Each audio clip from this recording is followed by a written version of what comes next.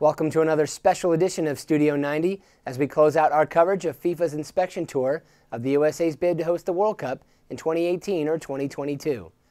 In just a few moments, we'll be joined by the coach of the U.S. men's national team, Bob Bradley. But first, we take a look at the highlights of the final day of the tour with stops in Dallas and Houston. The day began with a visit to Cowboy Stadium hosted by the owner of the Dallas Cowboys, Jerry Jones. In addition to meeting the famous Dallas Cowboy cheerleaders, members of the FIFA delegation saw their faces on the largest high-definition television in the world. Houston was the final stop on the five-city tour, the delegation hearing a taped message from former President George H.W. Bush, and then receiving this ball by special delivery from Toro, the Houston Texans mascot. The tour officially concluded with this joint press conference at the Houston Convention Center. After 4 days of inspection in the United States and having had the chance to visit 5 of the 18 candidate cities for the FIFA World Cup 2018 and 2022, we have been able to collect all the necessary facts and figures in order to submit a detailed report to the 24 executive members. I would like to express my thanks to the bid committee for the great and passionate job they have done. The organization during the last 72 hours was excellent, and as said at the beginning, it will enable us to submit a fair report. Thank you very much, and I would like to give to my colleague Sunil Gulati the FIFA ban as a souvenir of this visit. Sunil.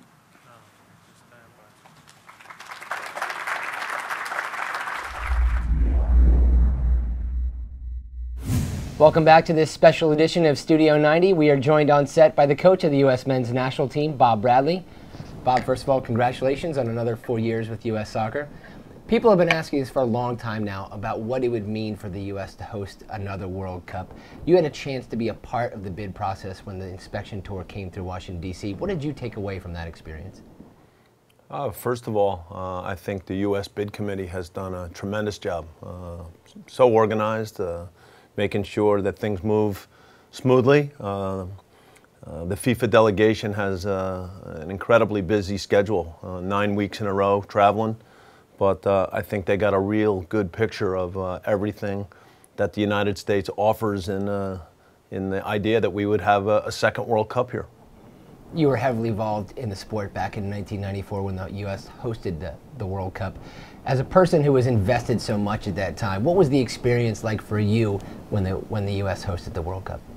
It was a great experience. First of all, I was coaching at Princeton University, and we hosted Norway first throughout a big part of the first round, and then eventually Bulgaria came. And it was great to see these teams close up. It was my first opportunity to get to know Christos Stoichkov a little bit, and obviously had the chance later on to coach him in Chicago. And then I also was able to see Italy train. They were at Pingree, and I had a chance just to watch them day in and day out as they grew as a team and eventually reached the final, losing to Brazil in Pasadena. So from the standpoint of a young coach involved in the game, it was a great opportunity to see these teams train firsthand, to see how Sacchi with Italy and different managers ran training sessions, and it was a great experience. That World Cup remains the most successful to date in terms of attendance and in other markers. Again, as a person who is so involved in the sport, at that moment, was it inspirational to you? Is that a moment where you saw the potential that soccer had in this country? I think we all knew that that World Cup was going to be the beginning of great things, and MLS came along a couple of years later. I think the greatest thing about the possibility of hosting another World Cup is that we are so much further along the road in terms of soccer, and now the opportunity to bring another World Cup here when again I think we have made great strides, when the league has been up and running and has been such an instrumental part of the success of our national team. And even now, following the World Cup in South Africa, where I think the passion for the game is at such a high, The possibility now of securing another World Cup, I think, would mean an unbelievable amount to young players with their dreams and goals.